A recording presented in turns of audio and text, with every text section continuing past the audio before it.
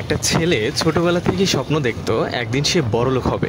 সবার চেয়ে ভালো গাড়ি, সুন্দর বাড়ি আর দামি জামা কাপড় থাকবে তার কাছে। স্বপ্নের পিছনে ছুটতে গিয়ে সে খুব তাড়াতাড়ি চাকরি পেল, টাকা জমাতে লাগলো। কিছু বছর পর সত্যি তার জীবনে অনেক কিছু এলো, দামি গাড়ি, ফ্ল্যাট, ব্র্যান্ডেড পোশাক। কিন্তু একটা জিনিস ধীরে ধীরে হারিয়ে যাচ্ছিল তার কাছ থেকে, সেটা হলো মানুষ। বন্ধুরা যখন তার কাছে ফোন করতো সে তখন তাদের বলতো সময় নাই, ব্যস্ত আছি, কাজে আছি। তার মা যখন তাকে ডাকতো তখন বলতো পরে কথা বলবো, আমি এখন ব্যস্ত আছি।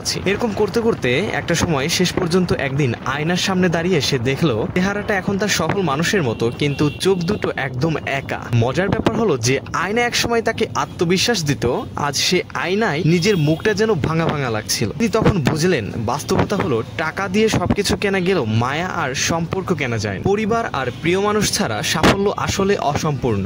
এই গল্পটা থেকে আমরা বুঝতে পারি জীবনে স্বপ্ন দেখা ভালো, কিন্তু পরিশ্রম করাও দরকার। কিন্তু সেই দৌড়ে যদি আমরা আপন মানুষগুলোকেই হারিয়ে ফেলি তাহলে সেই সাফল্য একদিন আয়নার মতো ভেঙে যাবে। এটাই বাস্তব। হা হা হা।